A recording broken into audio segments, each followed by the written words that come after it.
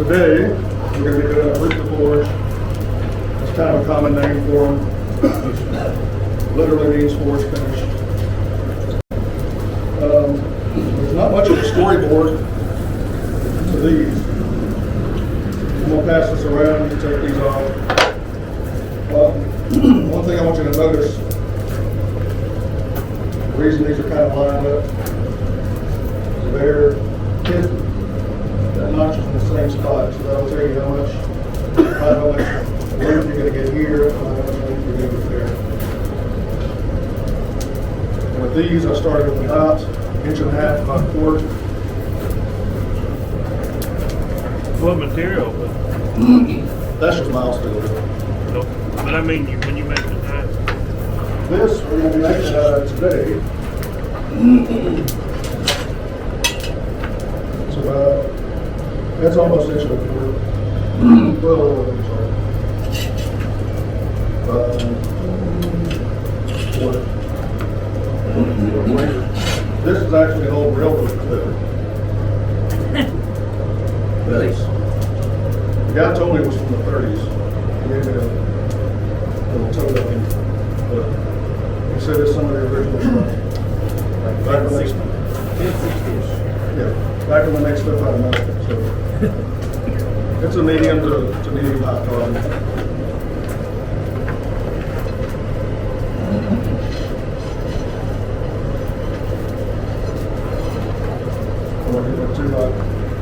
What I've done is I marked on the anvil 3 inches. That's where we're going to start our metal rounding on it. That's not critical, just for this size. That will give you enough, because what you're shooting for is at least 4 inches, 4.5 when you have it. Like you notice on there,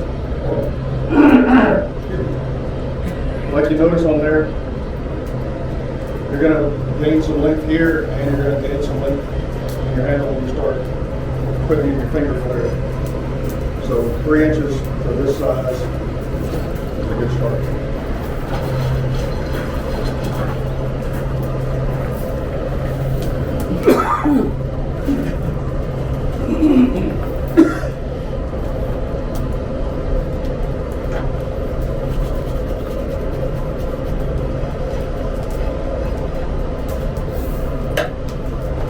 The good thing about using this longer stock is the majority of it, so you turn it around and cut it.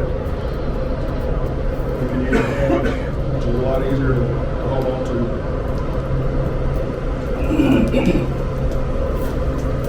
When you're doing this stuff, there's 3 main things you need to control. You can control your heat, your holding, and your hitting. You can control those 3. So you always have better control with your hand. That's why tongs matter. You've got some, not necessarily sorry tongs, but if you've got some tongs that aren't made fit, I did it for years, chasing the thing around. Just can't hold it.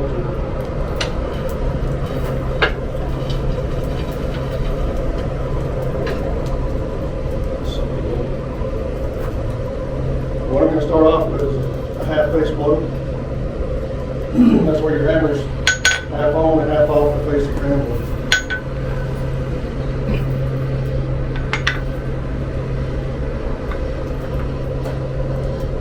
That will essentially give us that first neck bend. Something else, can't really, you can see it if you look for it. It starts to flare thickness-wise right there. You're going to start flattening and straightening everything. Just keep that in mind. You want that to grow just a little. Because on your knife, you really want a leaf style, you want that to be your thickest point. So that's where your weakest point is. So if it starts to get thicker here, that's fine. Let it thicken out. And you're going to do that on the rounded edge of the anvil? Right here. Yeah. It's a little sharper back here. I might use that sharp. I'll try to keep it over over the central mass. That's where you get a lot of your efficiency. This has a pretty thick heels.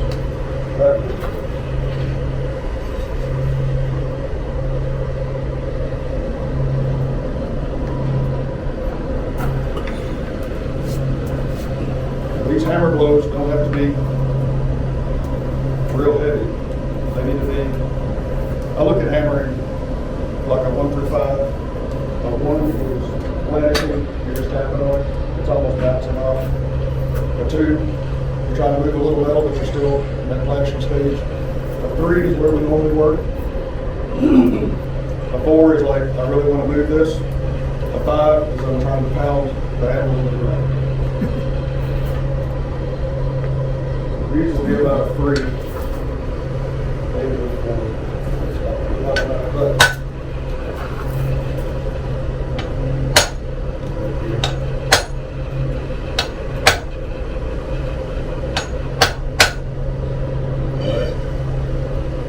so essentially, I just started a little notch.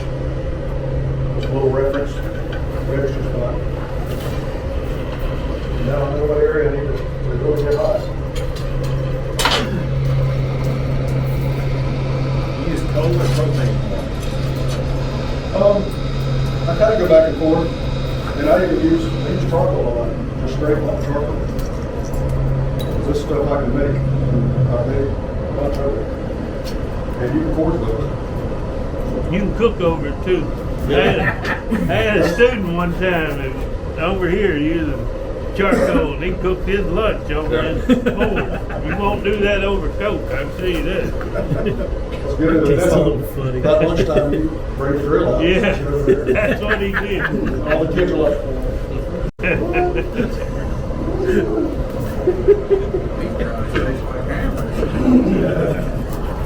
you got a hammer that? Tenderize it. Yeah. But I do use propane a lot. If I want to control more of an even heat, I'll use propane. You can get a lot more even heat. But it's hard to spot heat and propane works. It's like all ice.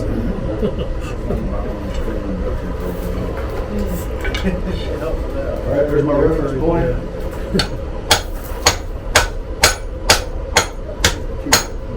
Half on, half off.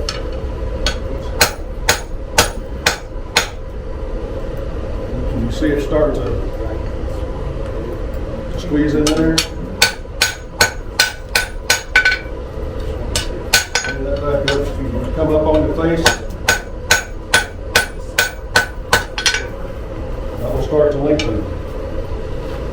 We've already gained about almost a 4 inch.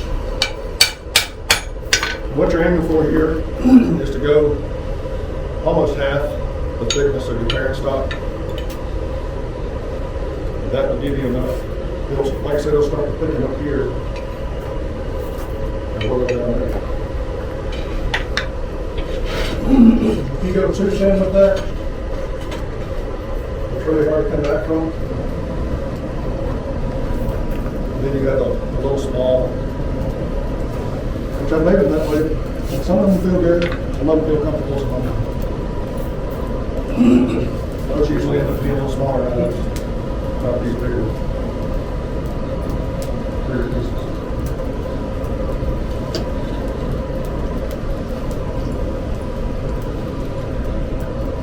I'm going to try to make one chimney bill out of one of these. I've got an old one that's been sitting there rusting and looking at it. Excuse me. Man.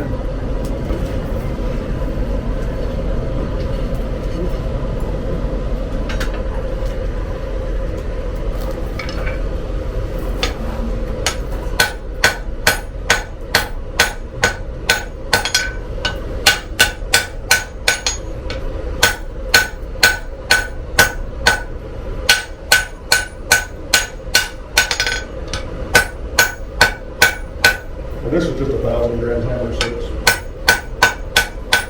What they translate into American. about 2.2 pounds.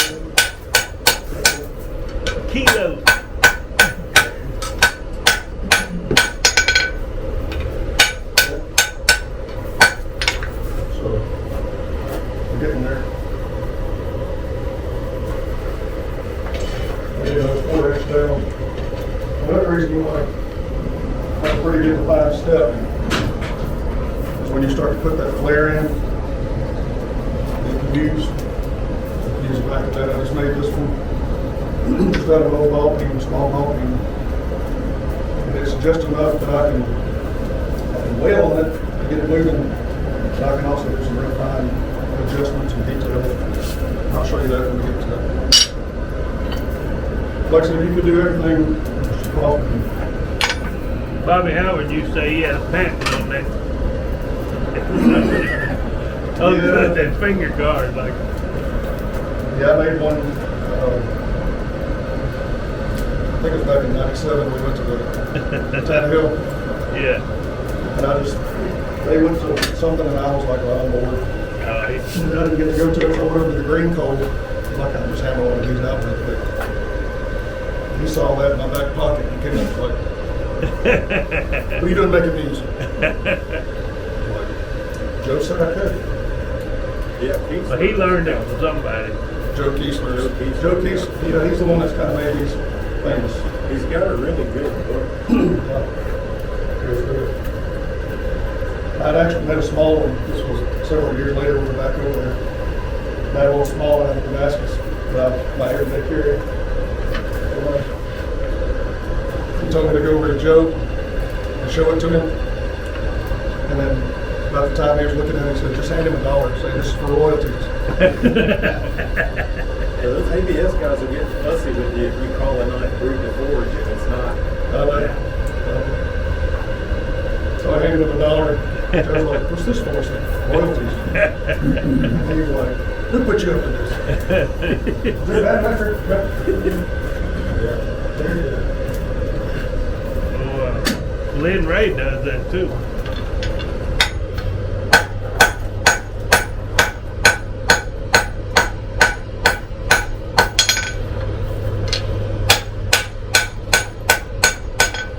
So, as you're cleaning this back up, you want to get it back to flat. Let it fall over and butter. So you want to keep some of that thickness in it. You don't want to get that thing completely back to flat.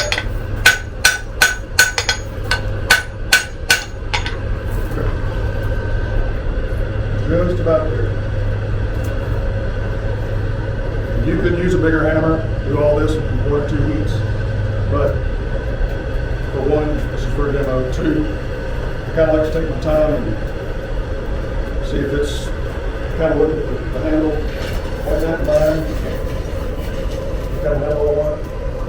I'll probably be putting that style in.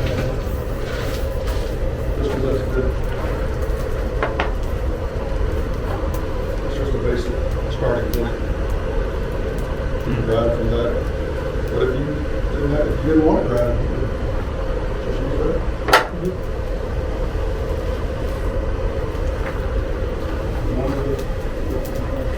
Put some pressure wrap on. Stick it up. Another reason I start with 3 inch, I'm shooting for 4, and all this thicker stuff. On this thicker stuff, you stop at 4. You stop at 4. And you've got plenty of meat.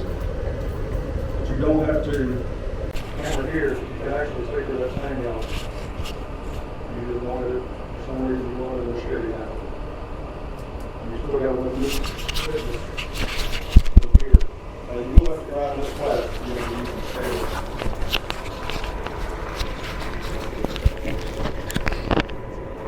But I've actually also done these to where you forge that out into a tang and use a hidden tang, like an antler handle or wood, whatever. So, however you want to handle it. Handle it. I gotta work on that. So. Plug it in. All right.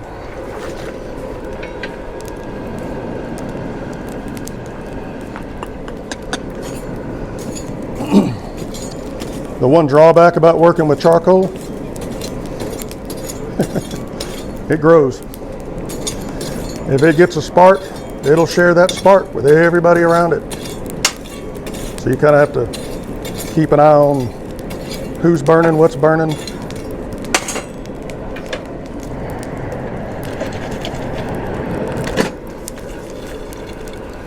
All right.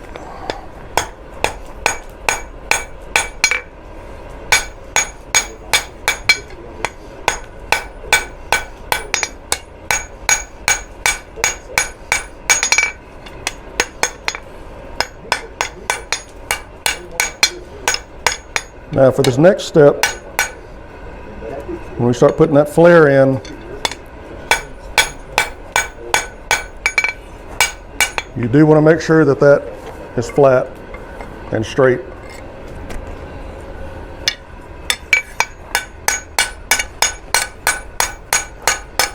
And hopefully it won't do it to me today, since we're on camera. But I'll show you that when we get to it. I think we're about, yeah, we're just over, and you can see right in here that it started to follow a little bit, which isn't horrible. It's not too bad. That gives me enough of a step that I can start working my flare tool there. The reason you want this flat, I'll go ahead and tell you, and pretty much the same thickness. And another reason I like doing the handle first. 2 reasons. That gives me a chance to get whatever size handle I want. And then that leaves me all of this material. So I wanted to turn this whole thing into the blade I could. Yeah. Which would be a really long sword with a little tiny handle. But another reason is when you start putting that flare in, if this is thin, if you've already started working your edge out, you can, if you wanted to, you could go a little bit. You go too far with it, that will start to snake. As you're hitting here, especially if you don't have any heat up under it, it'll start to snake. And I want to say it's that one.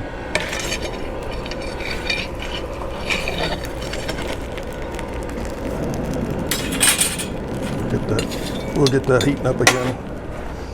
I think this one. Yeah, a little bit. Yeah, pass this around and you could look. Here. You can see where it's a little over.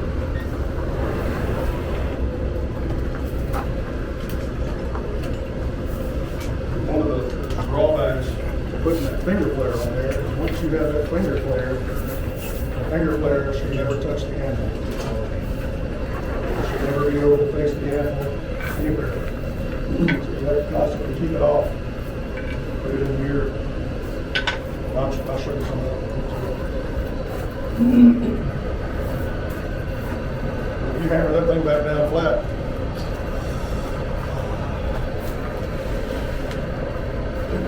that's when you turn it into a different height.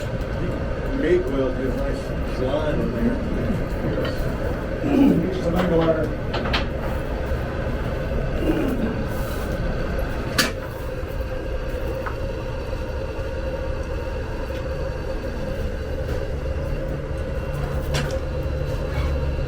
Look at all this weather change there. That's not.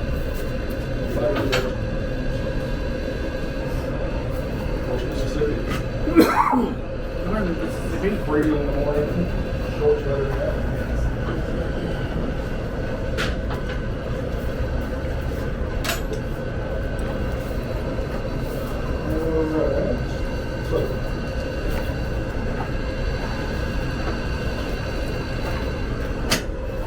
Pull this out. You can do it with just your vise. You could actually do it with here. You could do it. If your piece is short enough, you could actually, yeah. times in the past that I've done it this way, and it puts a weird little hump because all that material starts wanting to go that way. Which I've made a few that have that on it. And I'm like, it's kind of a cool little feature, so just kept it. But so make you one of these little fancy angle iron pieces, and that just keeps it from all that material. It just gives it a backstop.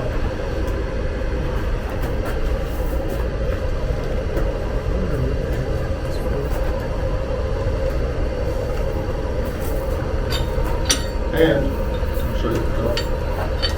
If you're doing this, you don't want to choke it way up here, because that's going to really encourage snaking on that edge. So I'll usually go maybe half of an inch and start it. You can do it all in one heat. I've seen Joe Kiesler do it all in one heat. I want to do it all in one heat. I'll take my time. Get in there. And fair warning, this will be upsetting. So, when we get to that point, we've been warned. It will be upsetting.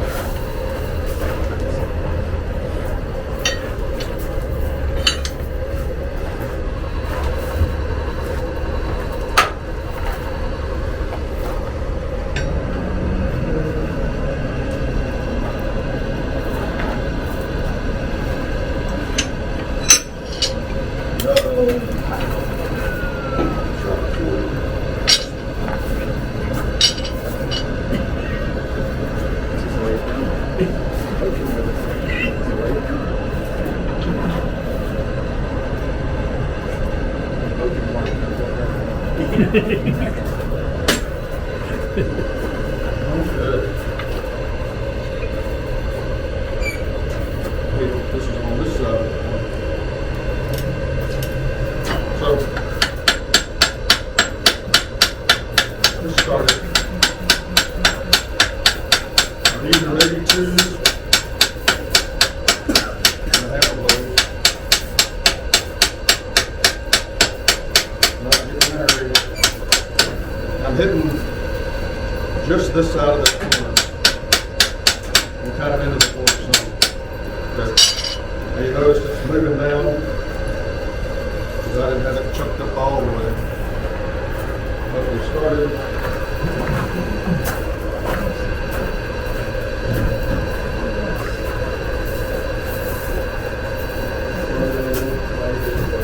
We'll be fair.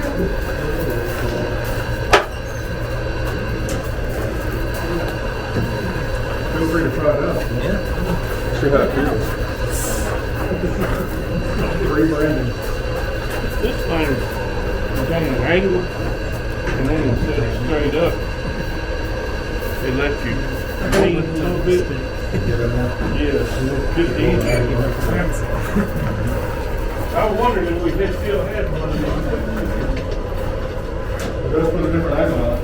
That's for doing animal here, I think. I think one for dragon. Okay.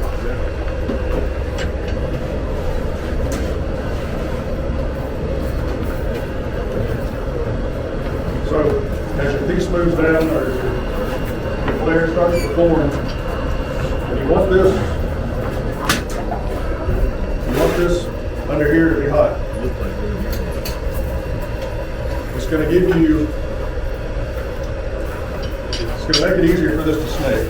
But again, if you got the thickness there and you don't go too far up, and you stick it to the vise, that's going to reduce the urge for it to snake. So, as your flare forms, you always want to be about a ½ inch below it. That'll give you enough material and enough support and give you enough travel for that thing to start. What you don't want to do, which I've done several times, is if you get too happy with it and it goes down into there, it'll actually start flattening your flare on the backside. Which, if that's the look you're going for, that's the way to do it.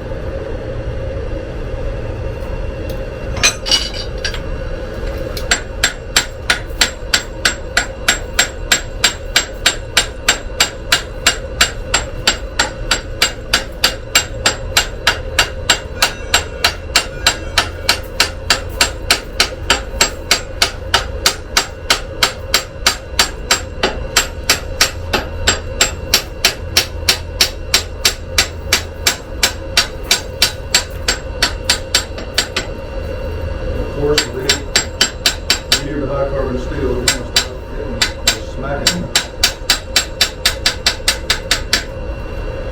Once your flare starts, you can start directing it whichever way you want to do it.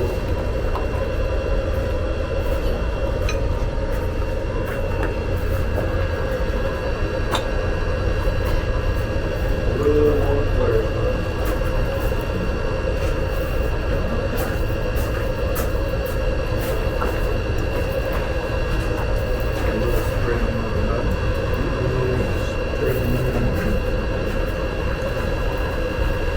Where'd you get the concept from? Did you come up with it, or did you see it? No, there's a guy named Drew Peaceman. He's kind of made it famous. But I'm sure he'll say he didn't do that. He didn't come up with it. And I kind of look at Blatch and I think there's nothing new under the sun. Just different forms or easier ways to do things and different ways to do things. I'm sure some mountain man had one of those. But I always liked it because it gives you a good secure without having to put a guard on it. So the jab, fighting, or whatever it's like, slip.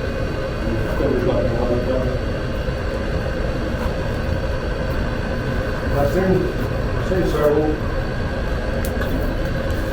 several of them that come out and either go flat or go down. I don't like that. I like to keep a little bit of a curve in mind.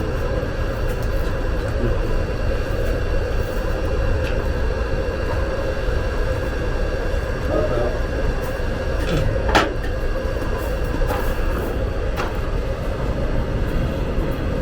Like I said, again, you can do this in one heat. But I like taking my time with it. Anytime you talk, it takes longer too. It's true. Explain yourself. I was just showing them Joe's books. He's got 2 books, maybe more, but 2 that I know of. Forging and Finishing the Brute to Forge Knife, and then the other one, which is really good, it's called Handles and Guards. He goes over all kinds of different ways to make handles and guards, and they're really, really good. Yeah, there it is. When I make the post, I'll put the website on the Facebook. What's his last name? Keesler. Keeslar. Okay. Peaceful Air Force Base. Yeah, that's what I said out there.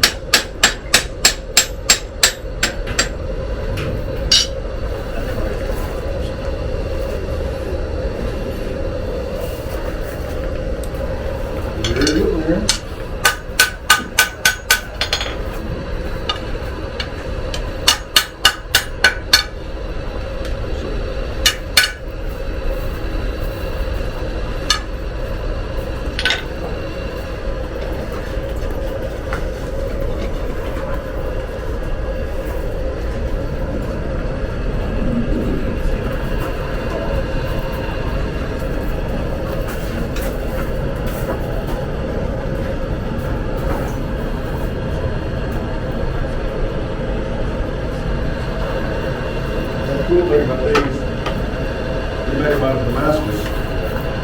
You do that right, and you etch it. The Damascus layers, you follow that flare, and you see it flare out. So the layers kind of curve out with the flare, or Yeah, all the lines, they'll call that flare.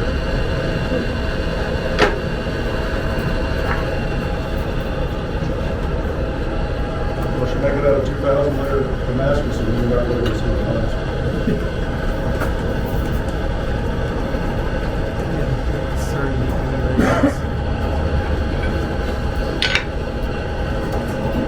so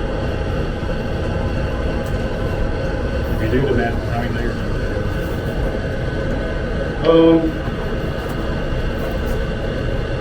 Try to shoot for 3 to 4.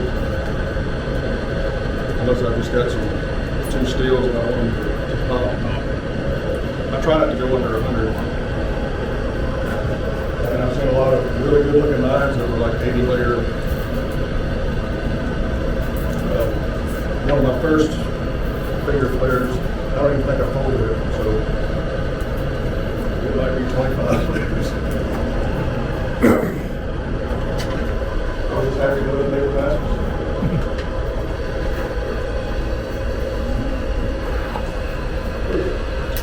Oh, yeah. I found the right color paint. That's the dress.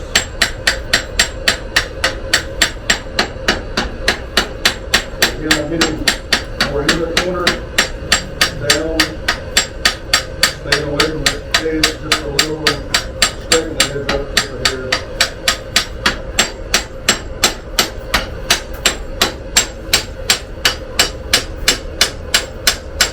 So far, there's no sinking.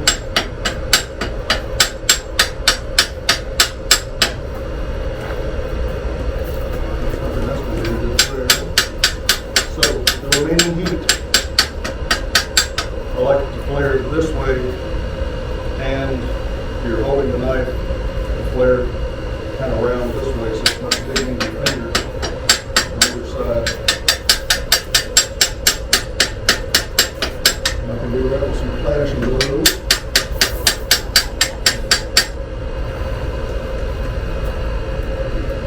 And I'm probably going to need a volunteer to come check it and make sure it's not digging into your finger.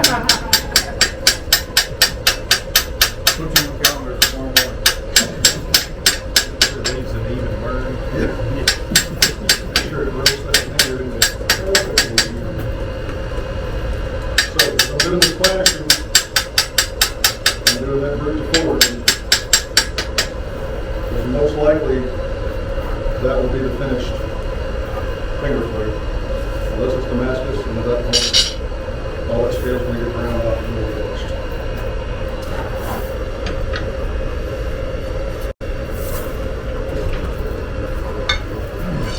So, remember, once you have your flare, straight down. Once you have the flare, that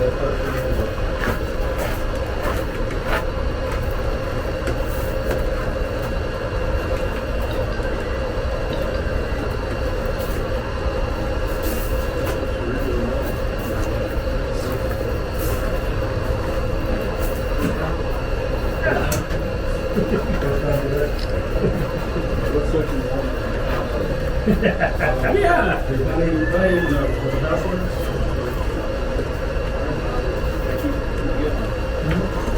Yeah. Yeah. Curves it like that. That's what you were talking about. Yeah, the curves this way, and Looks good. Yeah.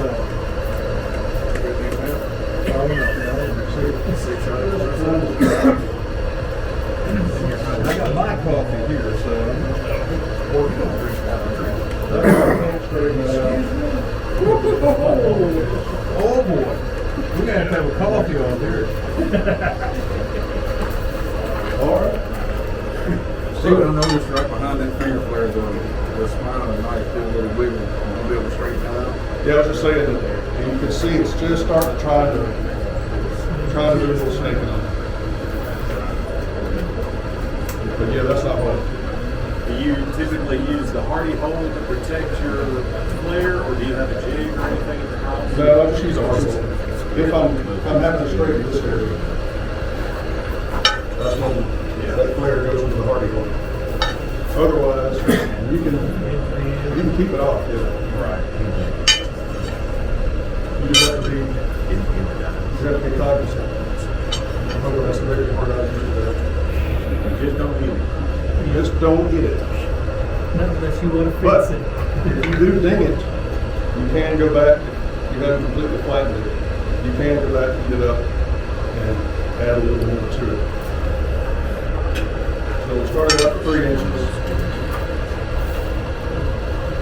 And now we're sitting at about 4 1/4, maybe 4 1/2.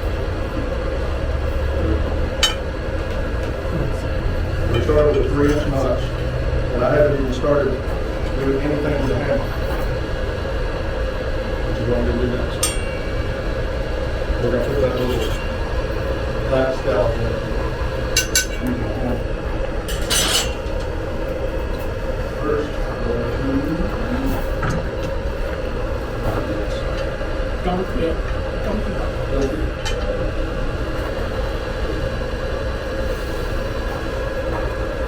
when you're filling out the piece of water, you're right where it starts to bubble. So this will make it hot water. Put miles in, whatever it is. It felt kind of weird though. I was like, oh,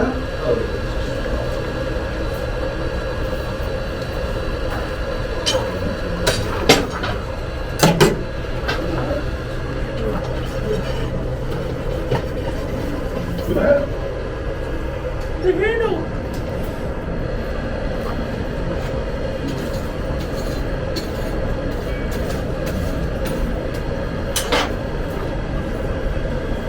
So, we've got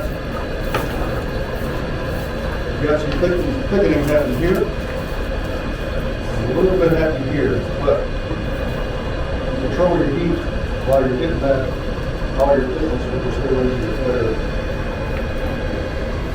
Will give you that nice rounded flare.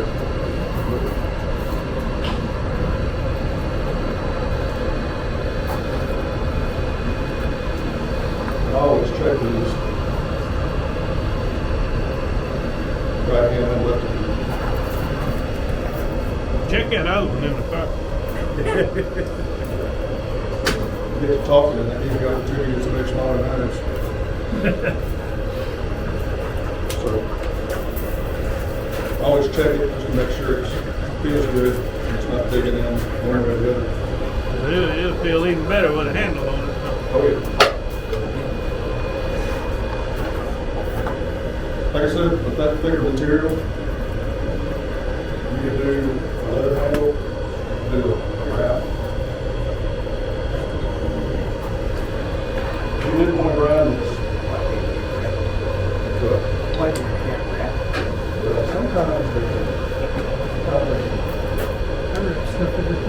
these holes, I just have holes in That's there. the one to go. So they're gonna have- I'm gonna help them wrap with it. But if you were just gonna do this, and then go to the wrap, I would hammer down those corners just a little bit. You drip those holes? Yes. Wait, yes.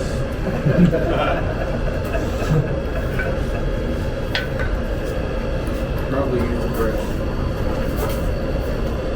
I was thinking if you drifted it, it could put that swell in there for you. That way you smell it. Here we go, more puns.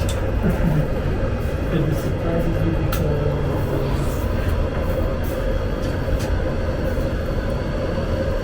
You don't have to do what I'm about to do. You can do it.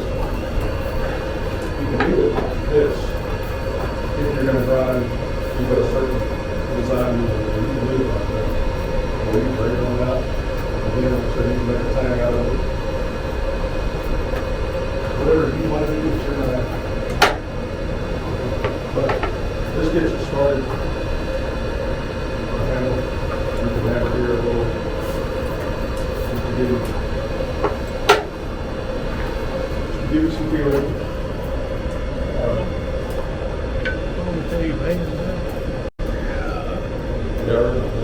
Right next to them there. All right. So, go on his back half. You divide this in half.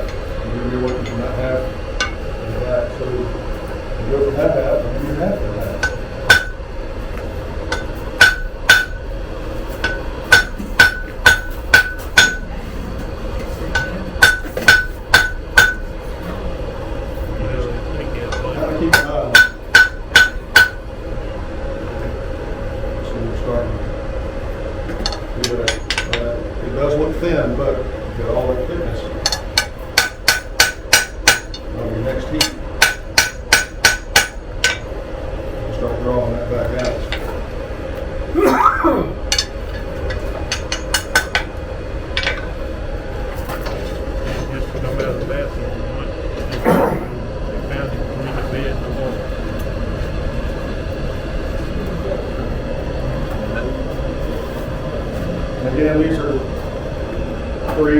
3/4 if you really want to move it.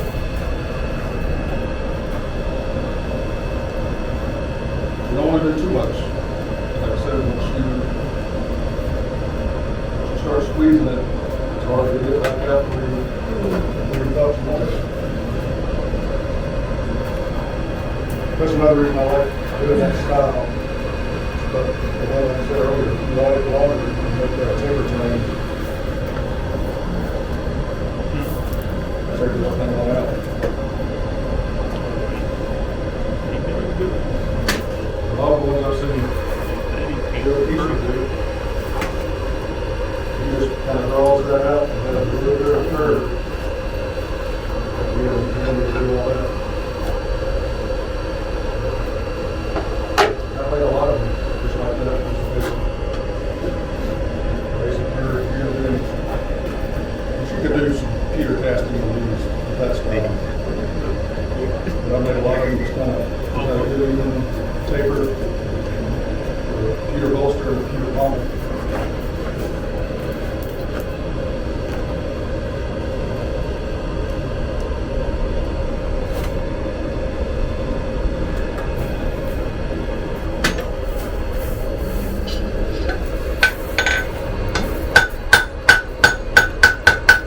Stay away from the pommel. See, it's pretty thick. So I've got my basic shape.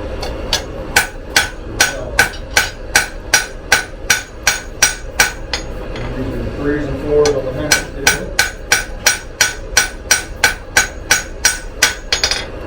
Picking that up where I want to. Notice I'm keeping our flare off of the end.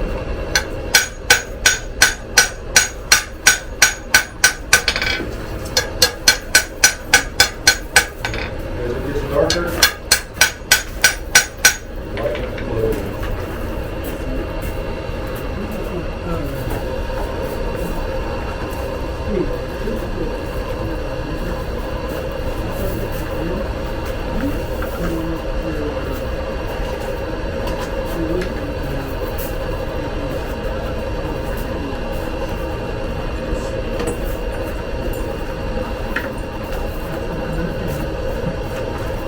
Nice. Sir,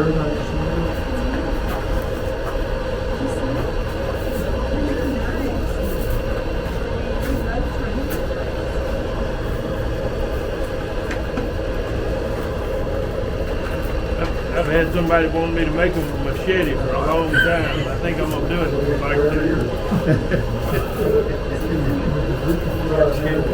Yeah.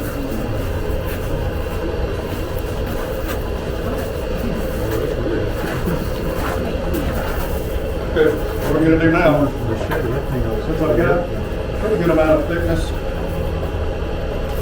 I'm gonna draw this right here in the handle, draw it that way, and go a little longer.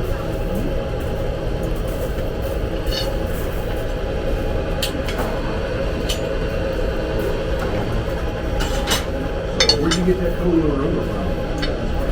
Blacksmith Depot. I need something to comb my hair with. I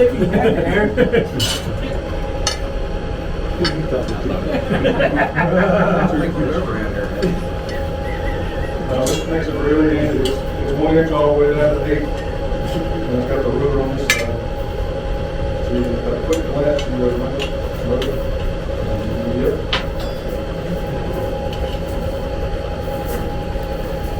And then we're almost at 4.5. This thing's 4.5 wide. So from 3 inches,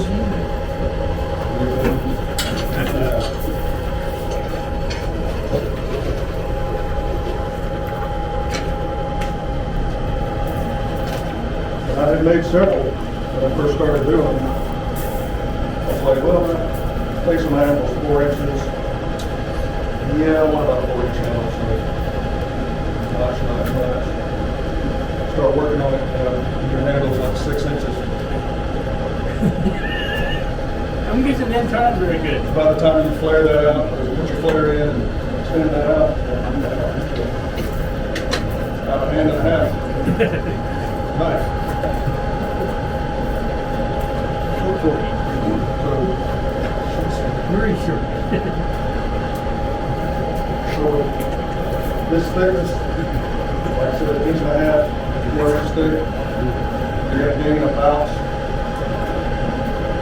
a half inch, maybe 5/8 inch on either side. Just if you don't do any. Sausage biscuits that big. That's another reason I did these. Cut them, so you line those up and see where your carpet will finish. How much you're gonna get with each side.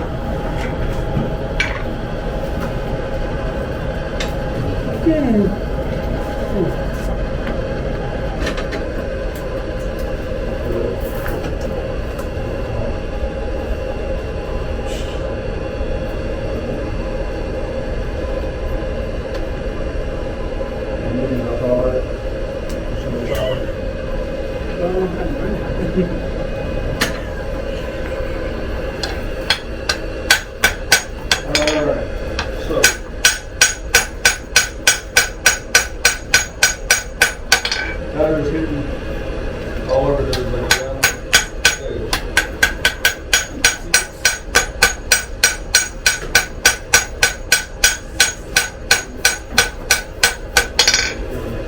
Start to give us a little bit of pressure. So I want to make sure I want this one to be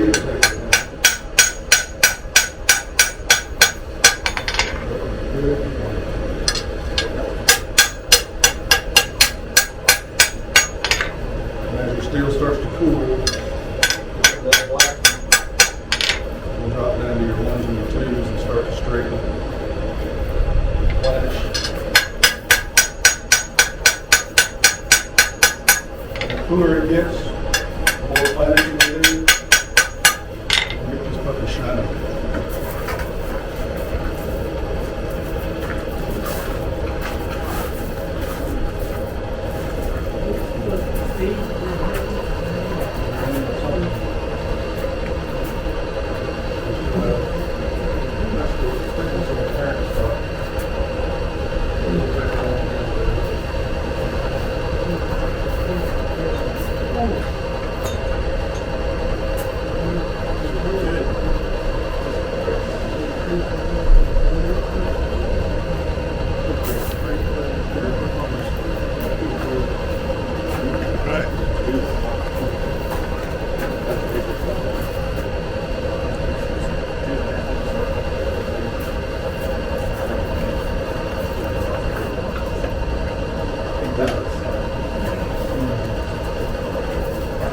Okay.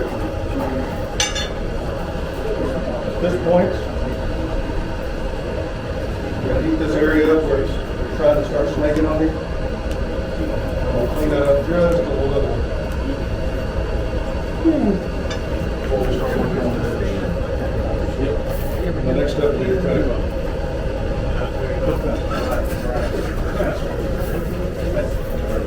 Here's the flare area.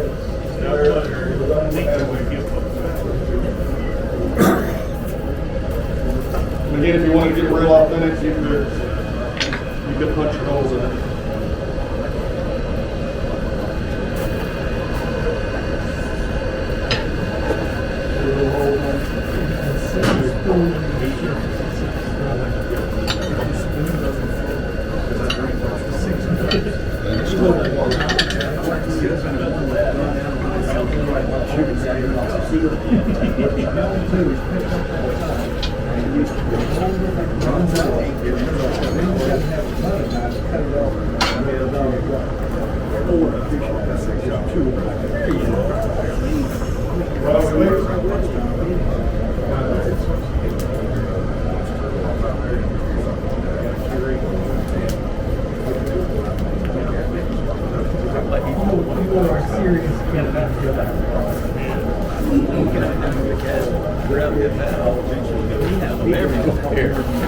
Every meter was perfect.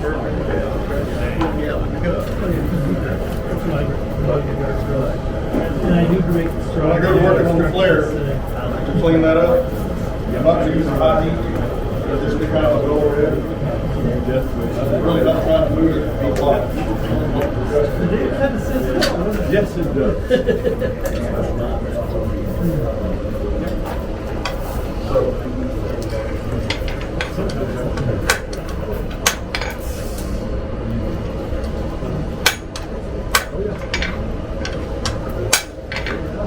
Since it's curving this way, the snake is doing that, hitting on the top of the hill, flat. You don't hit on the sides of the valley, you hit on the top. Them guys down at Lama, they knock the daylight out of it. Because on the bottom you can see light. So if you see light, you hit it at the top. Jim said it had a lot to say about that. Yeah. That's a good way to put it. These don't ever say that.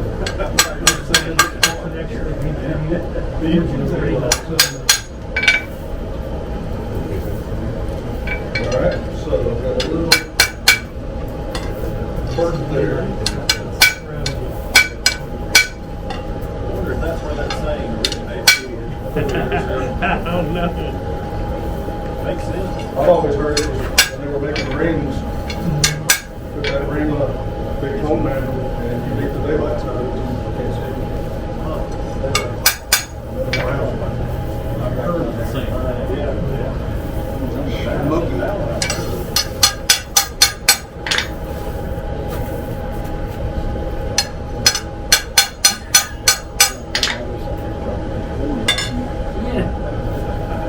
All right. Straighten their snake out just a hair.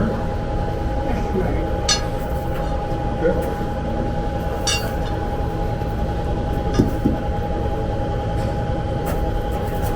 Yeah, thought about knocking that down a little bit.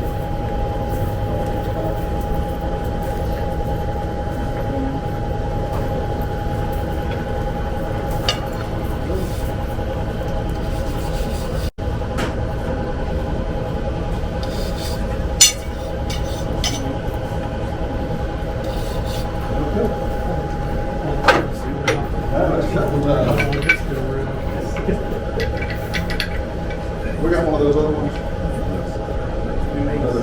Is it on that end? A lot of times.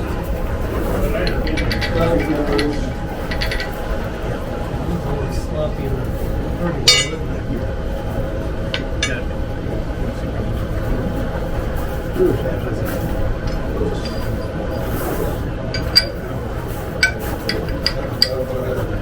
Does that one work, Steve? That's about what I have.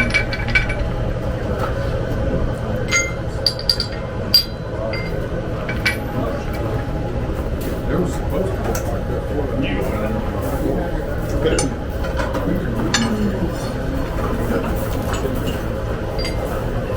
On this knife, this example,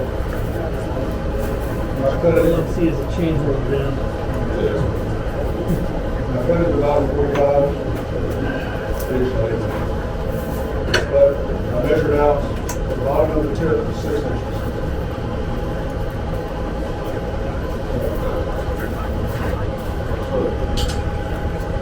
So sitting at about a 7-inch blade.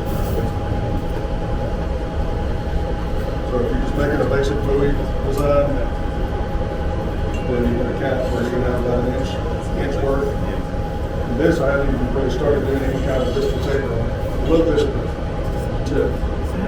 But you can gain another ½ inch, or maybe another full inch. You put the full distance taper on it. Just keep that in mind whenever you're cutting your piece. But I think we'll do that again. Watch another sit. See what it takes. Like I said before, that's the reason I like doing this, mainly because I can handle a better handle on the my handle. And then once I cut it, I got the tongs, and use on the other side, but I got all this back on the side of the blade. again, if you wanted to make that into a sword. So, we'll do, we'll measure this. You can either measure from the flare or just in front of the flare.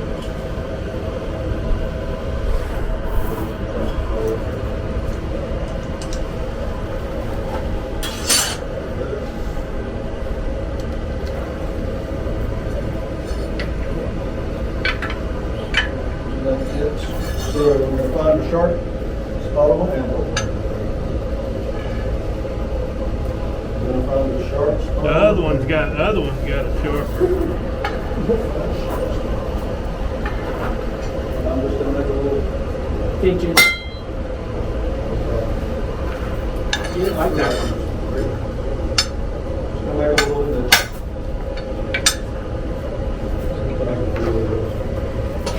We'll heater up there, man. Yeah, like that, Dave.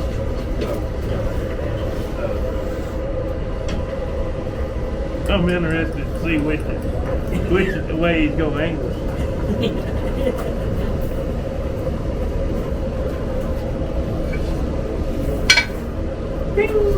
Remember those camp knives you used to make out of big saw blades? You got any more of those patterns? That was a cool line. Yep, I've got about 4 different patterns. Some of them are the bigger ones, some of them are the, yeah, like a 16-inch. Those are throwing knives. What time? I wish I could find some of those chainsaw bars, but most of them nowadays are all really good together.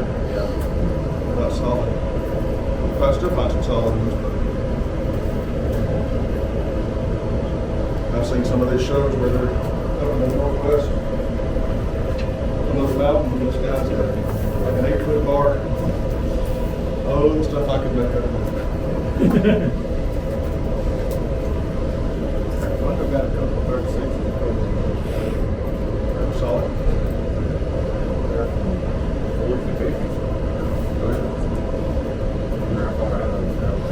About 3/16. 3/16. Yeah, the good thing about those is they make good throwing knives. The bad thing about they got just enough spring that if you hit it just right, It'll bounce they back. won't throw it back at you. Ding! Oh. I've had one slap my arm. Thank goodness I didn't catch it. I bet it's smart. They're not sharp, but they're sharp enough. Yeah.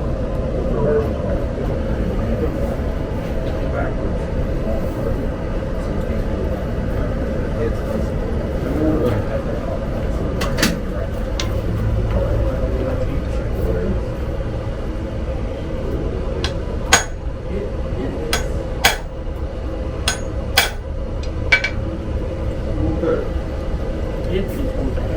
So we're going to try to do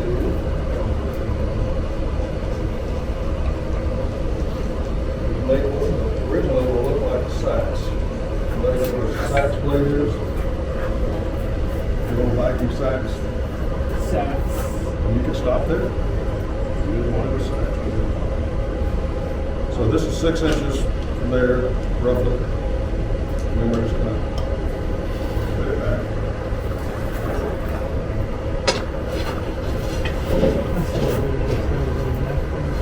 For some reason, there was a big rubber ball on the floor, he bounced it back off the ball.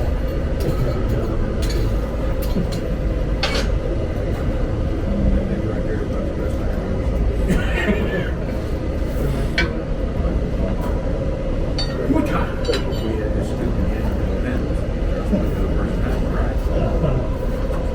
This guy, if you go first, just start finding another man because it's gone. That's where after you're done.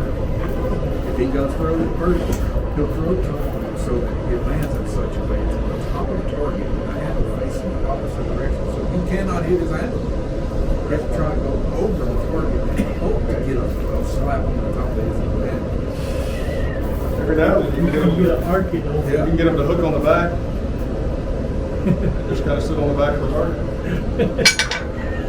Not always. It sounds like cheating if it Cheater. didn't require some skill. Shit. It's a competitive edge. They were so thin, you had to be all-star. Slide right by my hand. And then they did, come on around here, and the knife was here. I don't know how. No idea how. He cut the handle off my knife and split my tomahawk handle with a knife. One throw. He hit the side of my knife, cut that handle off, and split my tomahawk handle. Let me go get my muzzleloader. I'll show you something. How could you? Firepower. How could you do that to this stuff, Steve? You realize that maybe the most rigid game ever invented. Except for one thing. Right here. Yeah, I've heard of monkey thing. Just in case you were wondering. It's a genuine here. Press him. Oh, right. I like using those for cutting.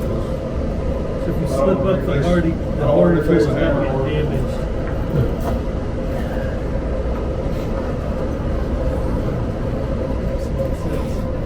Especially if you're teaching somebody.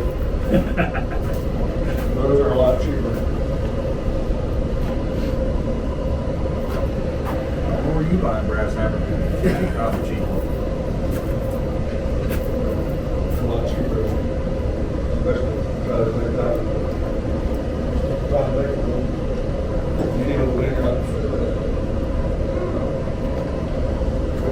I got this one, I got my handle 4,000 years ago. And I've noticed that I've really treated everything twice. I don't put it in there. I don't think it's high. It doesn't seem to hold it in.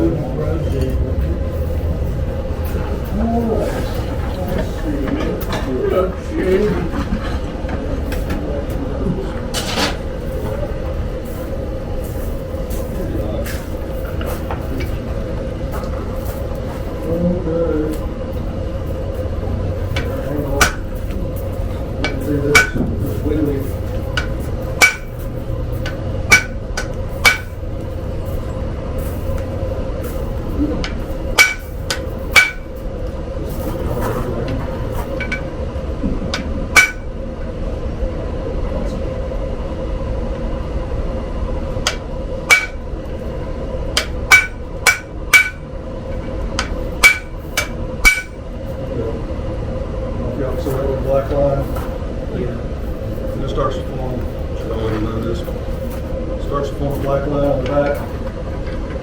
Starts doing that, and then you're close.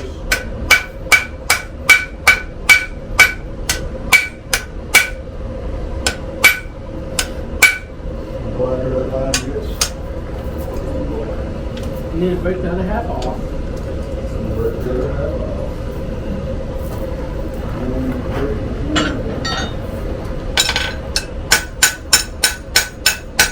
Breaking that up. There's a long, there's a demo piece. This is almost 100-year-old piece of metal. Who owns it? Take your own benefits. Whatever they want.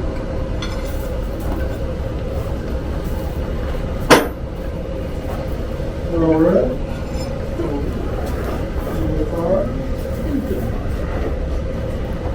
I was wondering when you were going Well, that was to really learn nice. that. Yeah, this must be my church glove. It's gold. That's a holy.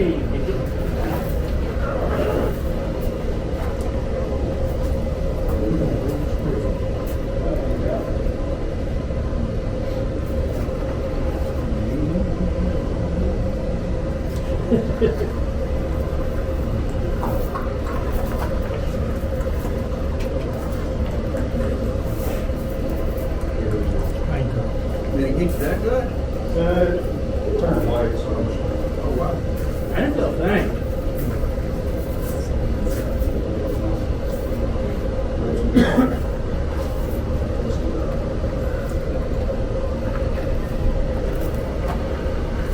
Sticky. Good thing about that, man. Can't have it started in the hand line.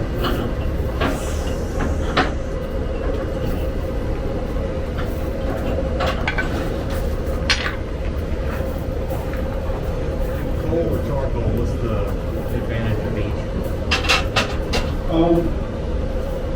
Charcoal, the thing I like about charcoal is it stays lit. This stuff, wood fire, that's to go out. Whereas charcoal will sit there and smolder and burn until you put it out there until it turns to ash. It's also something that I can make. But it takes a whole lot more of it. It does take a lot more. It's lighter. The ECU is similar. Each one of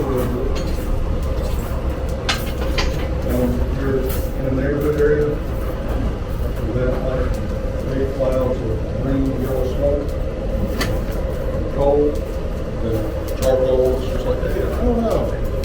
I'm back here just grill it out, so I like to do. You ever heard of people using corn? Yep. I've actually got a bag of corn. Do you? Yeah. I was gonna bring some today, like. Yeah, I can do this. It's tricky, not that hot. It's that meter one. I saw a guy doing it, one of those forges that's like this. Yeah. Yeah. Of course. Yeah. It works. Use a V-shaped fork, It works. It'll coke up. full of bond. But it's a lot like charcoal. It'll take more of it. It doesn't smell like dirt pot. It smells like dirt pot. It smells like you're roasting like a corn cob. Okay, that's not bad. Burnt popcorn. Oh, yeah. But you can grow your own fuel.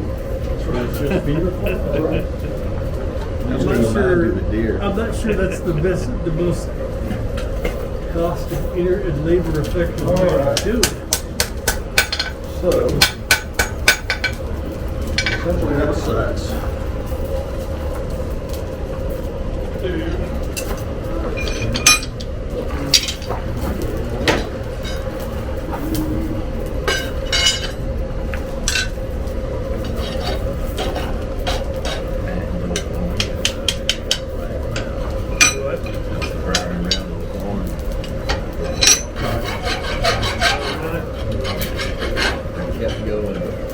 What I'm doing here is Yeah, don't tell them. just taking off any sharp corners. Just keep it from cold shutting on the end. Burn from the hot top. The burgers. You don't have to get completely flat. You mainly just want to take off anything like all over them. That if you miss and you don't see it, you find it on the heat treat. If your tip goes, opens up.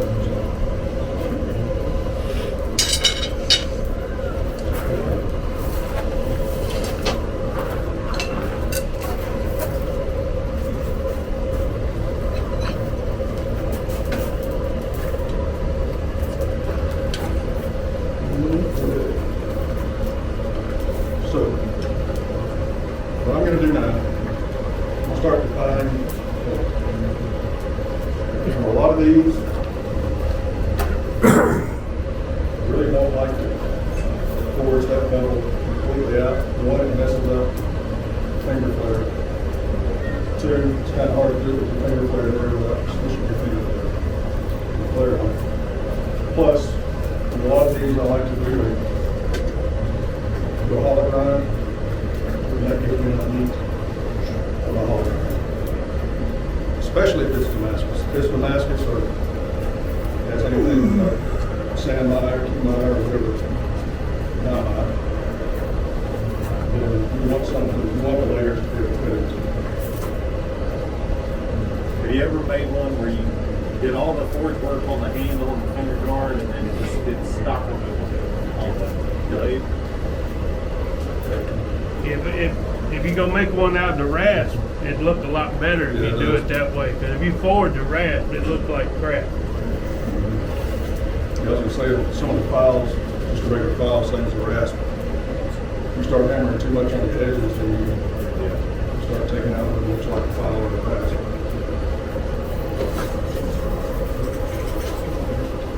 And again, the way I'm gonna do this one, where I'm just working on the tip, that actually gives you a pretty cool effect with all those diamonds on one side of the rasp. Always being squeezed into one. That's another way you can tell if something's been ground or forged. If it's a piece of Damascus, and all the layers just kind of go straight out the edge, they just stop with it. Not that they didn't forge it, but they forged it in the shape of stop with it. But those lines follow the point, follow the edge, and it's forged. That's what the collectors look for. Yep. And the pattern to get tighter also.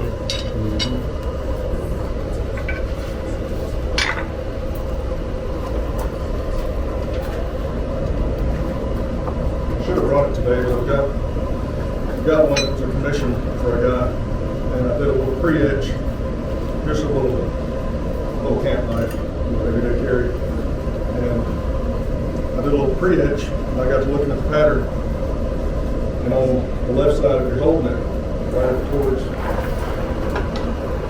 this area here, yeah, I kid you not, there's a little yin-yang symbol. Yin yang? In the Damascus, and it almost looks like two snakes fighting. And I was like, In nope, the, making in the another one. pattern of Damascus. In the Damascus. Yep. Wow. That was on the pre-etch. Like I said, once I did the final grinded etch, then they all go. Of course, the I'll take it. You make the Damascus or what? Yeah, that's what I'm saying. He's getting another one. So. One thing Bobby Howard said years ago was, if you don't write down how you made that Damascus, you can never duplicate it. So if you sell a knife 5 years ago to somebody and he wants another one with the same pattern for his son, if you can't go back and look at your records of how you made that knife, you'll never be able to duplicate it. That's why I can't sell it. Yeah. Can't put the yin-yang in everything. Of course, you don't do it yet. Never have that again. I don't care.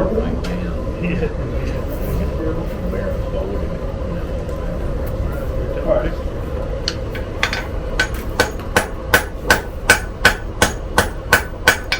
Starting just hitting above that point there. And back a little. And notice it's going to start trying to squish down. Keep in mind, doing it this way, it's also going to have a tendency to scroll it that way. Definitely too.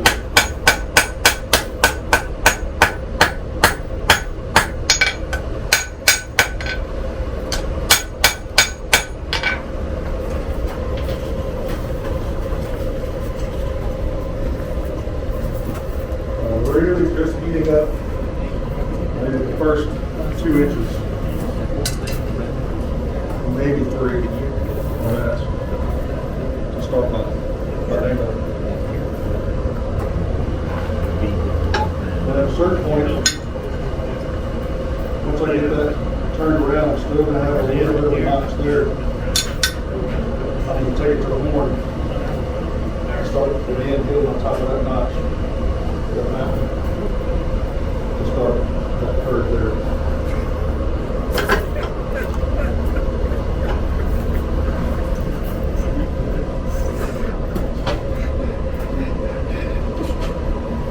As you all know,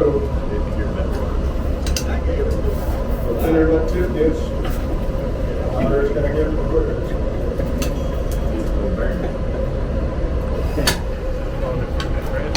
This is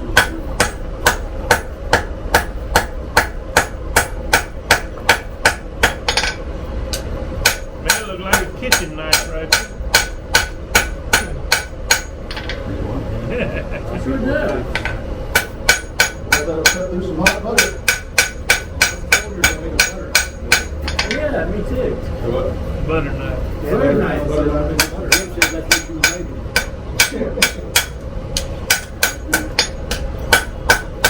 Although, one of my favorite designs is a nest boat.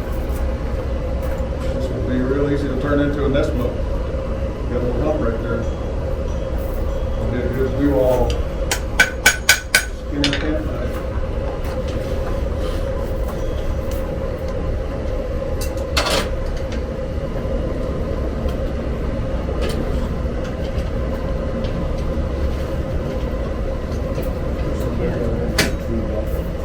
We're starting with 6. And we're about 6 3/4. And we've already gained 1/4 inch. And we showed our thickness of our parent stock.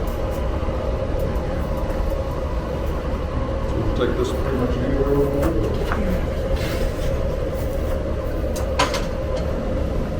Just do a basic move.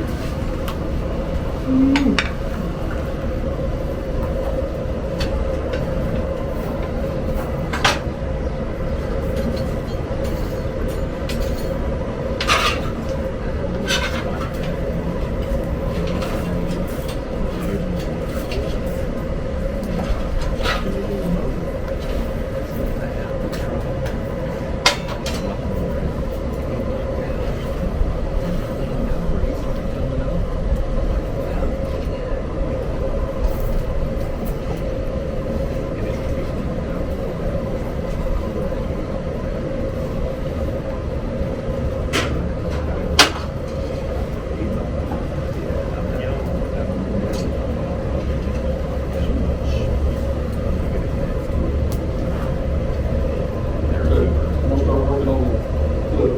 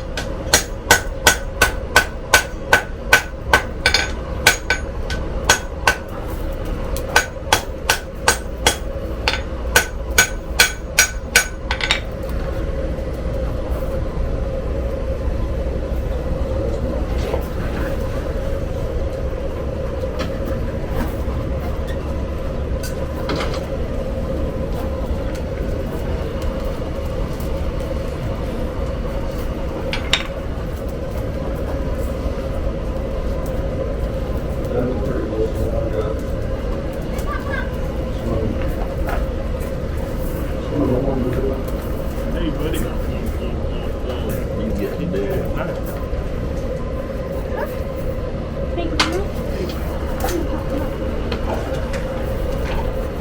Yeah, they got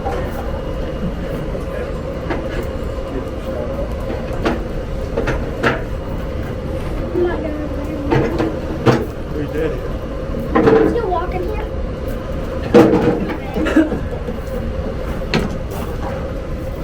He ran. He ran.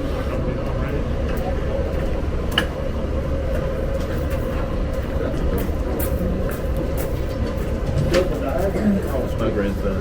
Oh, man. How about that? Congratulations.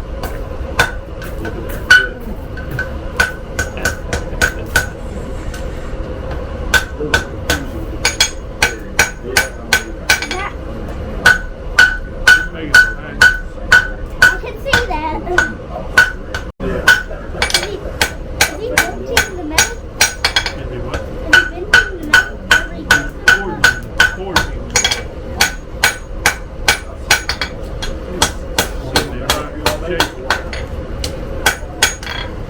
How far is it? Right now, it's about 1,200 degrees. A lot of the clip. Oh, dang, that's hot. It's a Persian. Persian buoy. Persian knife. I thought it was We call it cards.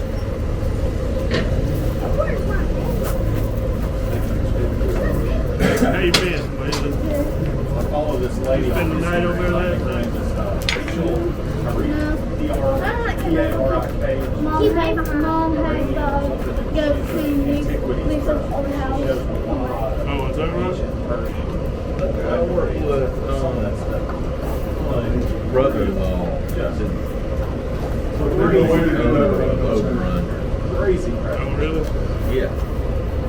That's from bands. His mama worked with bands. You don't watch hockey. You don't watch hockey. Yeah.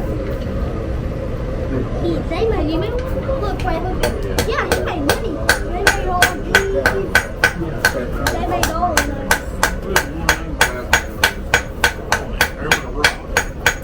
You got this one? No, I mean, it's I've seen it. on the top. This one, Oh, that's cool. That's supposed to be a nice one.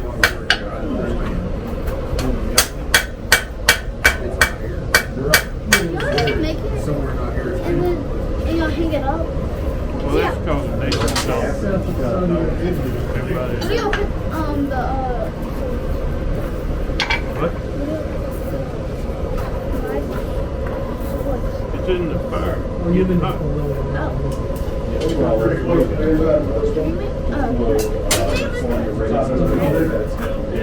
Yeah, you made. Not talking about like that. Like this. Yeah. You made how many have you made? How many now? Probably about 300 or 400.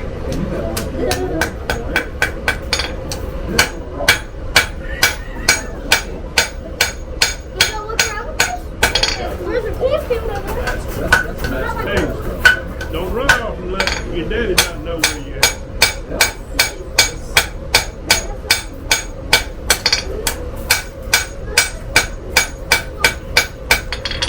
At this point, you start working on your, this is paper. I think this one just needs to be around a little bit. Before we got that distal table, it's going to be loaded. Y'all hear that big word?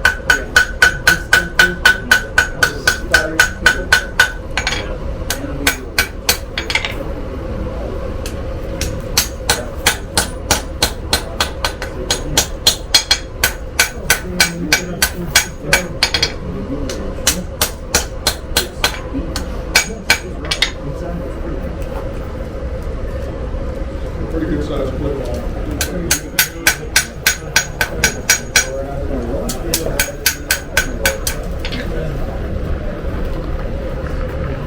Medial ridge? Yeah. I don't know how to do that.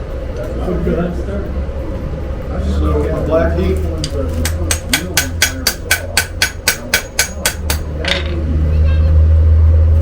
Start straight. Let's see a video of someone forging in the third world. Yep. And, did the Westerners come and boy, they used to crack steel. We're gonna wanna make sure this area right in here is straight.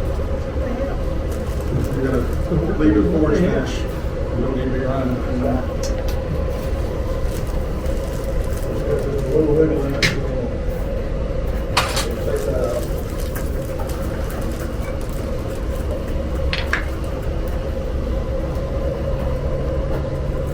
Did you use the vice to hold it and have it back running straight, or Could. you just chasing it off? With the thickness of it, you're worried about hitting the flare. Yeah, I'll do that, show it. Most of the time, it's got just a little wiggle in there, I just make sure I keep the flare inside. A lot of times when I try to straighten something out, I put it in the vice and I really just chasing my tail off. Yeah. Can't get it to I mean, most of these jaws are fairly flat, so then you could do some squeeze straight into a certain step.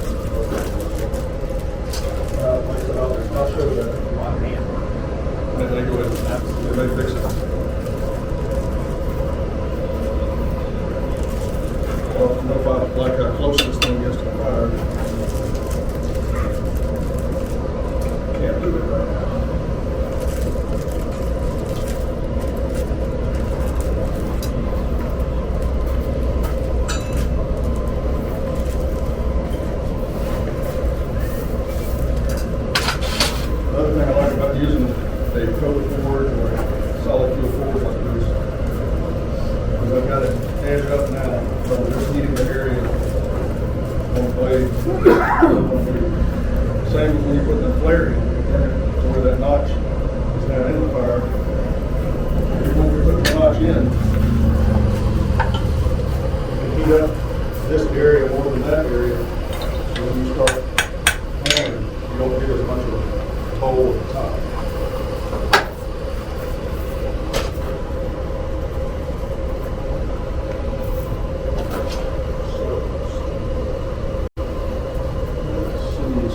So yeah, just heat it up that one little area.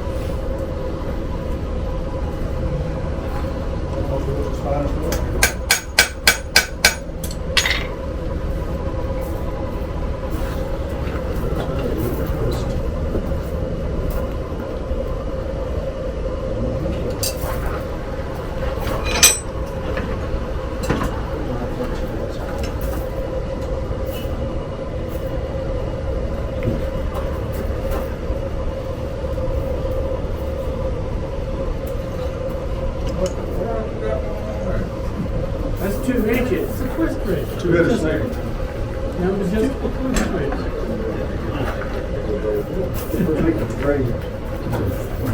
Yeah, like you.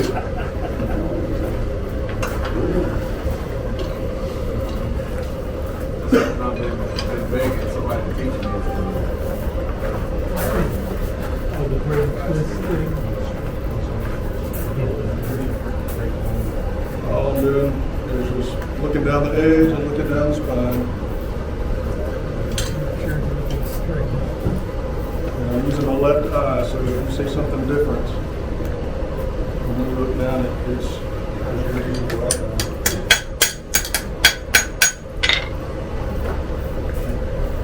Can't see it all.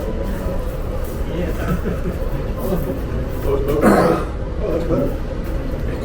But you guys are quick. Using one eye. Even straight. Right there, just smack. Like Joe said, you can actually chase your tail with these. You're like, okay, no, yep, no, yep.